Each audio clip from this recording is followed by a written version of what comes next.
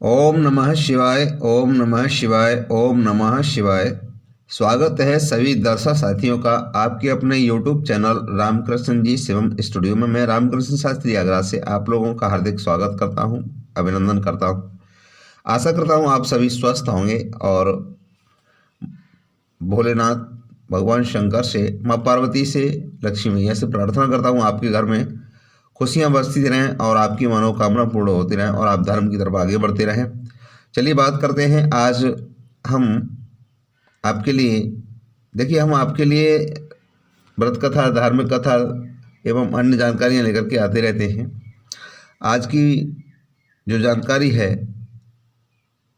फाल्गुन मास कथा अध्याय संख्या 10 और शिव पुराण की कथा का विधेश्वर संहिता का अध्याय 3। अध्याय 3 में क्या बताया है, सूत जी ने समझाया है शौनक ऋषियों को कि अध्याय 3 में उन्होंने बताया है कि साध्य, साधन आदि के विचार तथा श्रवण, कीर्तन और मनन, इन तीनों साधनों को श्रेष्ठता का प्रतिपादन कैसे करना है। तो ये जानकारी देने से पहले मैं आपसे निवेदन करना चाहूँगा कि आपने अभी तक चैनल को सब्सक्राइब नहीं किया हो तो प्लीज़ चैनल को सब्सक्राइब करें और घंटी को प्रेस करके रखें, जिससे नोटिफिकेशन सबसे पहले आपको मिले।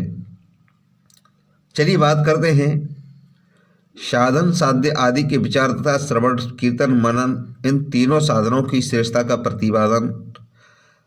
तो व्यास जी कहते हैं, सूत जी का यह वचन सुनकर के वे महर्षि बोले, अब आप हमें वेदांत सार सर्वस्वरूप अद्वैत शिव पुराण की कथा सुनाइए। तब सूत जी महाराज वर्णन करते हैं, कहते हैं कि आप सभी रोग शोक से रहित कल्याण में भगवान शिव का स्मरण करके पुराण प्रवर शिव पुराण की जो वेद के सार तत्व से प्रकट हुआ है कथा सुनिए। शिव पुराण में भक्ति, ज्ञान, वैराग्य,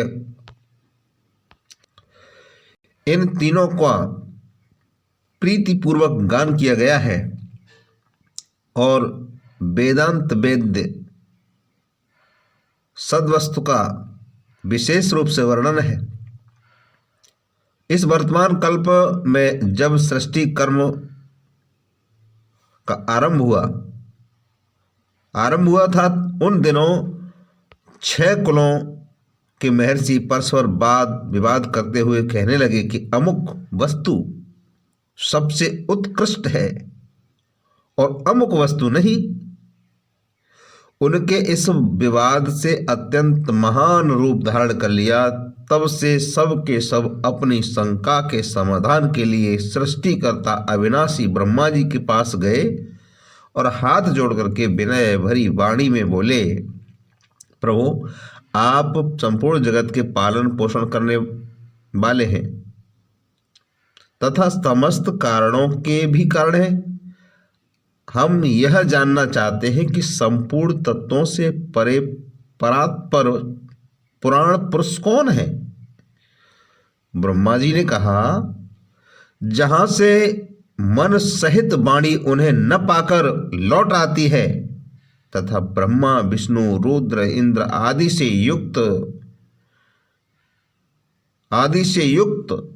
युक्त यह संपूर्ण जगत समस्त भूतों और इंद्रियों के साथ पहले प्रकट हुआ है, वे ही ये देव हैं, महादेव हैं, सर्वज्ञ और संपूर्ण जगत के स्वामी हैं। यही सबसे उत्कृष्ट हैं। भक्ति से भी इनका साक्षात्कार होता है, दूसरे किसी उपाय से इनका दर्शन नहीं होता। रुद्र, हरि तथा अन्य देवेश्वर सदा उत्तम भक्ति भाव से उनका दर्शन करना चाहते हैं। भगवान शिव में भक्ति होने से मनुष्य संसार बंधन से मुक्त हो जाता है और देवता की कृपा प्रसाद से उनकी भक्ति होती है और भक्ति से देवता का कृपा प्रसाद प्राप्त होती है। ठीक उसी तरह जैसे अंकुर से बीज और बीज से अंकुर पैदा होता है, इसलिए तुम सब ब्रह्म से भगवान शंकर का कृपा प्रसाद प्राप्त करने के लिए भूतल पर जाकर वहां सहस्रों वर्ष तक चालू रहने वाले एक विशाल यज्ञ का आयोजन करो और इन यज्ञपति भगवान शिव के ही कृपा से वेदोक्त विद्या के सारभूत साध्य साधन का ज्ञान होता है। शिव पुराण के प्राप्ति के साध्य से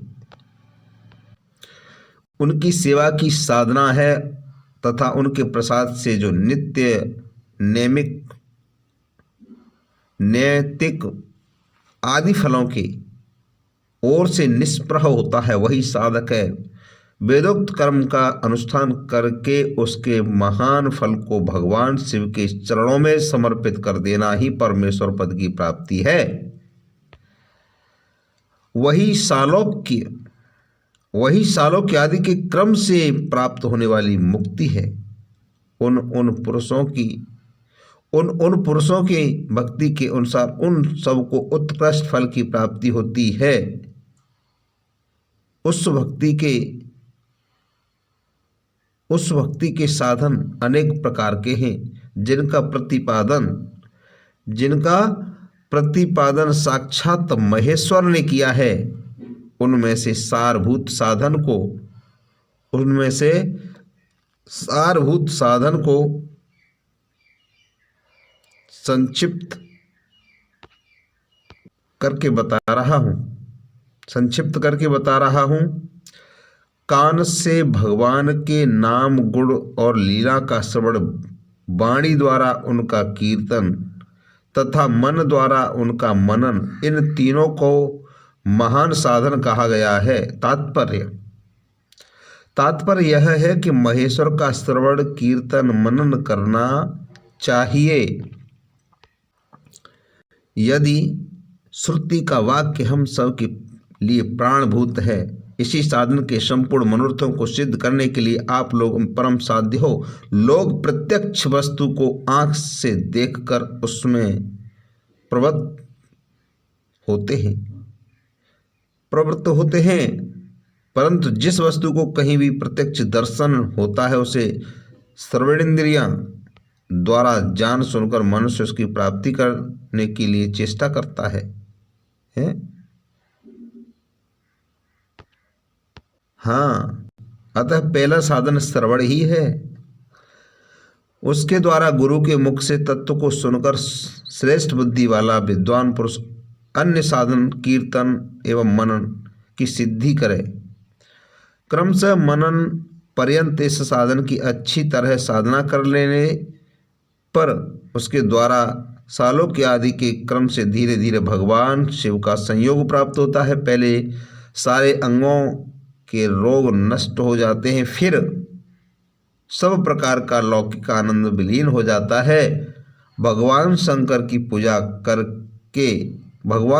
की पूजा उनके नामों के जप और उनके गुण रूप विलास और नामों का युक्ति परायण चित्त के द्वारा जो निरंतर परिशोधन या चिंतन होता है, उसी को मनन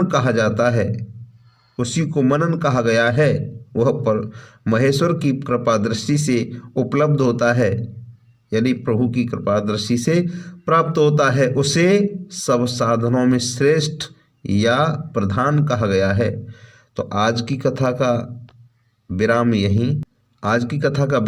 मिलते हैं कल की कथा में। बहुत ही महत्वपूर्ण कथा रहेगी कल की। आपसे निवेदन करना चाहूँगा, चैनल को सब्सक्राइब नहीं किया हो तो प्लीज़ चैनल को सब्सक्राइब करें और वीडियो को ज़्यादा से ज़्यादा शेयर करें, जिससे और लोगों को भी कथा श्रवण करने का लाभ मिले और उनको पुण्य की प्राप्ति हो।